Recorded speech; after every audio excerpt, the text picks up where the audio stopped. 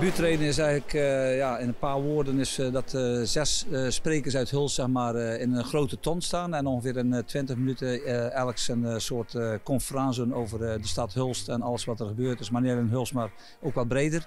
Op een humoristische manier. Een week voor carnaval, zodat eigenlijk de mensen een klein beetje opgewarmd worden voor het carnavalsfeest wat de week daarna gaat gebeuren.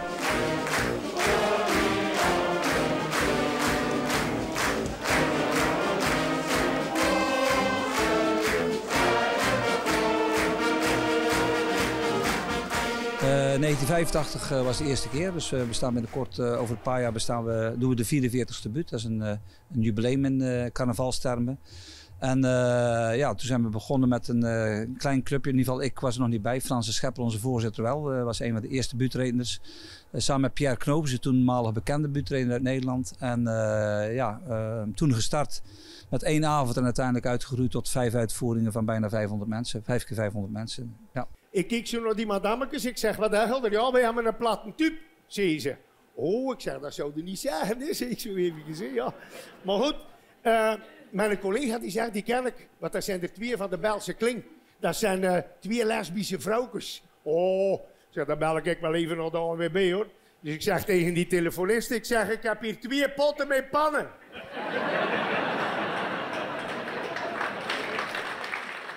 Ja, Danny, wij staan hier voor de ton. Je hebt zojuist je debuut gemaakt bij het buurtredenen. Hoe is de avond verlopen? Nou, ik moet eerlijk zijn, het is me redelijk goed afgegaan. Ik was daar eigenlijk een beetje heel angstig voor, want ja, je denkt, wat moet het allemaal zijn? Maar ik was echt blij verrast. En het publiek werkt ook lekker mee, dat is op zich ook wel prettig. Dus voor mij, ik ben wel redelijk tevreden eigenlijk.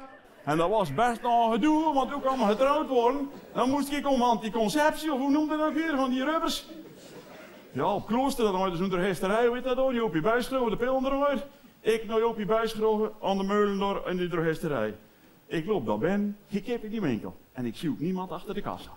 Ik zeg, wat zijn we nou aan? Dus ik roep al eens, hé Joopie, wat voor condooms heb je allemaal op de schappen liggen, jong? En ik hoor hem roepen, 1 minuut, kom zo. Ik zeg, ja, dat is mijn merk, 2 doosjes graf.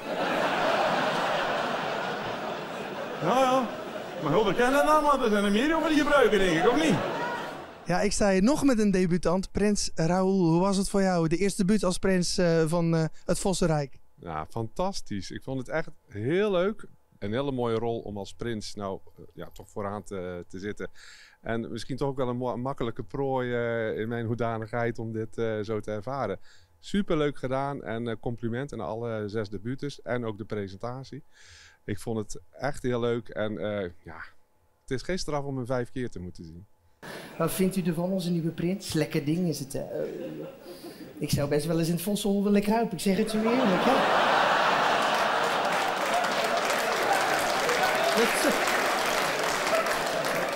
En ik ben niet de enige zo te horen. Je zei net al, je bent ook wel een beetje een makkelijk prooi. Hoe was dat? Je kwam natuurlijk verschillende keren naar voren in verschillende buurts. Je werd nog een keer naar voren hier geroepen om mee te doen met de presentatie. Ging je dat goed af? Of, Nou, dan gaat gelijk de spot aan en die zit hier al lekker warm. Gaat spot aan, dan werd het nog warm met een zweetstraaltje hier en daar. En natuurlijk gaan we daar goed af. Dat moet je kunnen hebben als je in deze rol zit. Ik vond het alleen maar leuk. Ik heb ervan genoten. Je weet als je als prins op de voorgrond staat. Gewoon mooi gedaan. Leuk. Gelukkig was ik de andere dag vrij. En dan in de idealen en ik besloten om eens een dagje te gaan shoppen in Antwerpen. Maar dat is zijn hobby niet, hoor.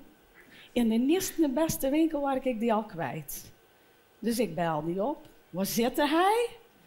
Ja, zitten. Weet je nog die juwelierszaak? Waar hij toen die schone ketting gezien had, die al zo heel duur was. Ja, die kostte ik toen niet voor jou kopen, hè. En toen zei ik al tegen haar, er komt een dag dan koop ik die ketting vooral. Oh, ik zeg, ja schat. Ja, die juwelierszaak, die herinner ik mij zeker nog wel. Ah, dat is schoon zitten, want ik zit in het café de Neffest.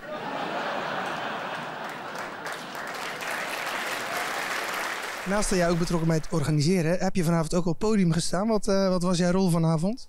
Ja, ik was samen met mijn broer, deden wij de presentatie. Dus naast de 6 buts, de 6 tonpraters, wordt ook 6 keer een presentatie gedaan. Nou, vroeger werd gewoon gezegd, nou hier zijn die en die.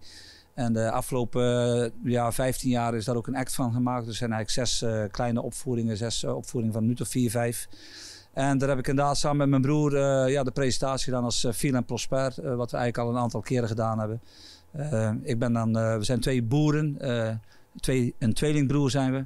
En ik ben de grote boer en mijn broer is zogenaamd de simpele boer. En daar maken we ons act van op allerlei manieren. Dus, ja. Van die keer daarvoor aan de logeren was het ook niet goed, hè? Oh nee, maar daar hij bondgemakte manneke. Hoho. Enfin, het was midden in de nacht en Prosperkie wou tussen opa en oma gaan slapen. Hè? Ja, ik hoor een nachtmerrie en ik moest naar de wc.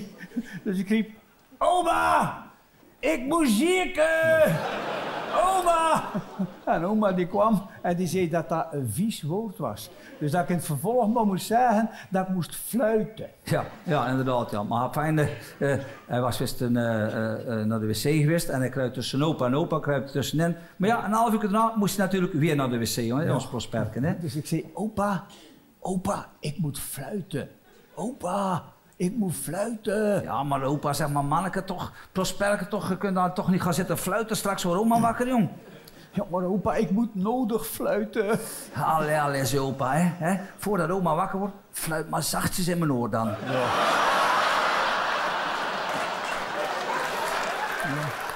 Wat was het leukste aan vanavond?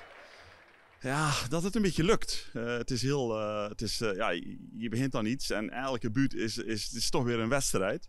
En ik vind het wel prettig dat het dan ook een beetje lukt. En dat het publiek een beetje meewerkt. En dat je grappen toch ook wel goed vallen. En het is heel moeilijk, de timing is moeilijk. Ja, en als dat dan een beetje,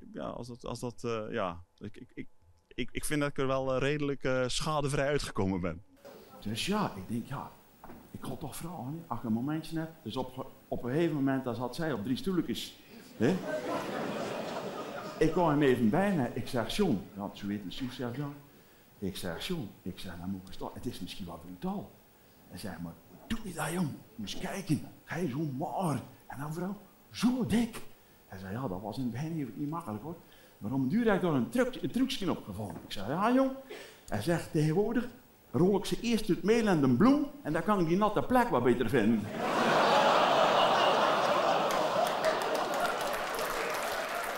Wat is er zo leuk aan het buurtredenen?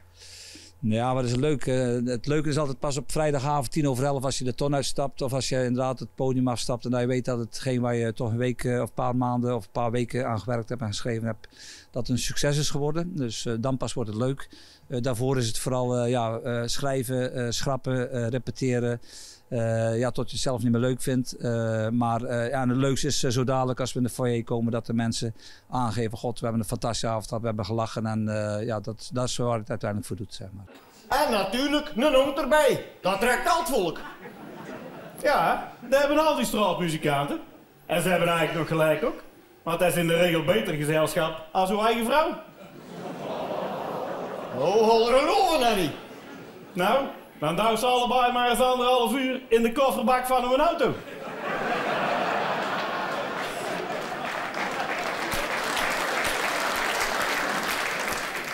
Ja, dan moet Holler eens opletten, hè. Wie het meest enthousiast is, als je die achterklap weer open doet.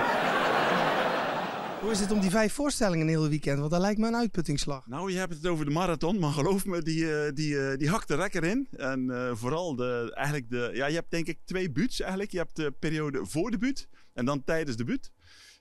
Het is heel spannend. Het is, ik heb echt ontzettend respect voor net als een Franse schepper die dit al volgens mij 40 jaar doet. En Evert en Tony en noem ze allemaal maar op. En ik heb echt zwaar respect, want het is wel wat hoor. Het is niet even makkelijk een rieltje opzeggen en dan maar even een hoop lachen en we gaan ervoor. En, nee, het is echt wel een serieuze job eigenlijk. Hij zegt, jij was vorige week niet in MLS. Ik zei niet, ik moest mijn fatbike poetsen, hè, jong. Hij zei, maar dat is voor mij geen reden, hè. Ik zei niet, daarom hoorde hij ook op school. Enfin, dan moesten we in het kader van de beroepskeuze kreeg een excursie naar de koekenbakkerie, dan Oostjan Snel, aan die carnavalsloods.